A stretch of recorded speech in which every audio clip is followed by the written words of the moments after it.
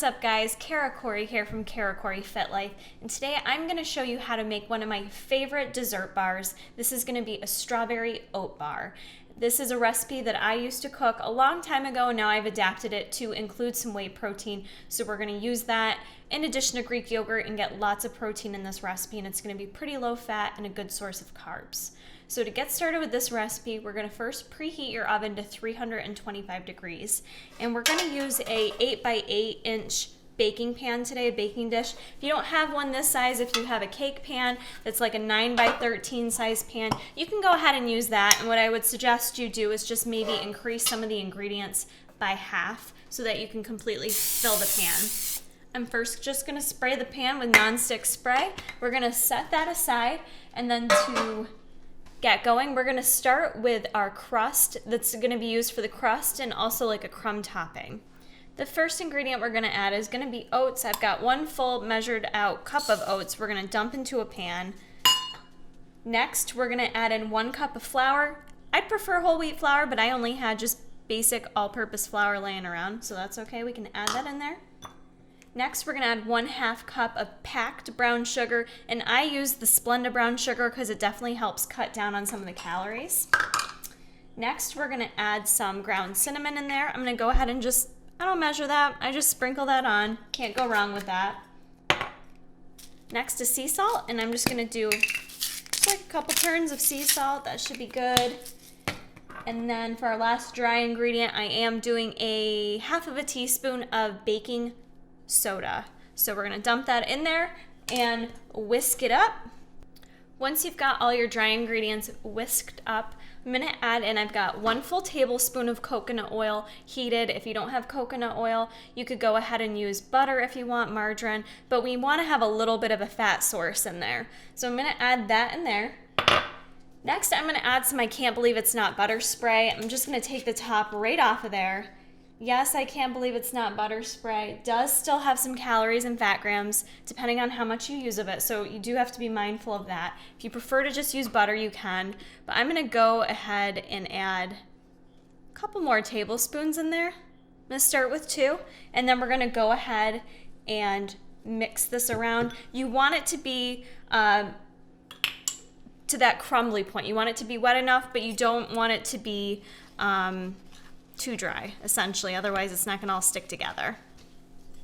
I'm going to go ahead and add 2 more tablespoons of spray butter. If you're doing regular butter, you're probably going to need anywhere from 4 to 6 tablespoons.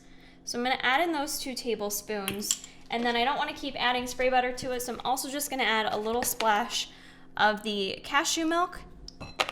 And again, I'm going to start with a little less because you can always add more, you can't take away. So now that we have kind of a nice sticky base for our crust, I'm going to take a big scoop of it like I have here, and we're just going to go ahead and set it aside. This is what we're going to reserve to use as kind of the topping that we're going to crumble on top after. So just setting a little bit of that aside, and we can go ahead and take our pan right now, and we're just going to go ahead and apply that big hunk of crust in there and press it down into the pan. So you just want to take your time with this. It takes a little bit to kind of spread it evenly throughout the bottom of your pan, and then we're just going to go ahead and set this aside for now. Next, what we're going to do is mix up the filling for the bar. So the first thing we're going to add in here is going to be some Greek yogurt, and I've got measured out just some plain Greek yogurt. You can use the flavored if you want, but it's not really necessary.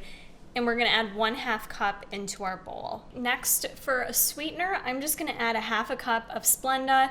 It's up to you if you want to add any sweetener at all. You could add a different sweetener, but I like Splenda. Next, for protein, this is where we're going to add it in.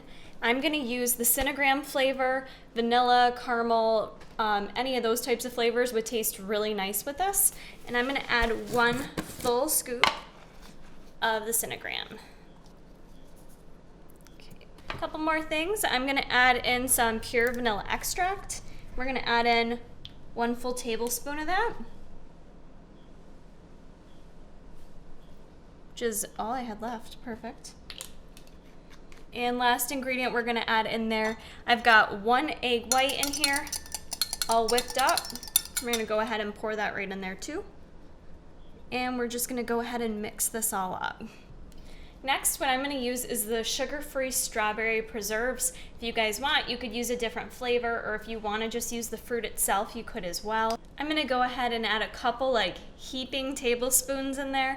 So it's probably really gonna end up being 3 or 4 tablespoons, to be honest with you. And we're just gonna go ahead and blend that up into that mix. It's not gonna be perfectly blend, and that's fine. You're gonna have like some strawberry lumps in there, but that's kind of what we're looking for. Next, we're gonna go ahead, take our crust, and we're simply gonna go ahead and dump all the batter right onto our crust. Then we're just gonna go ahead and evenly spread that mixture. I like to turn the pan as I do it, just makes it a little easier.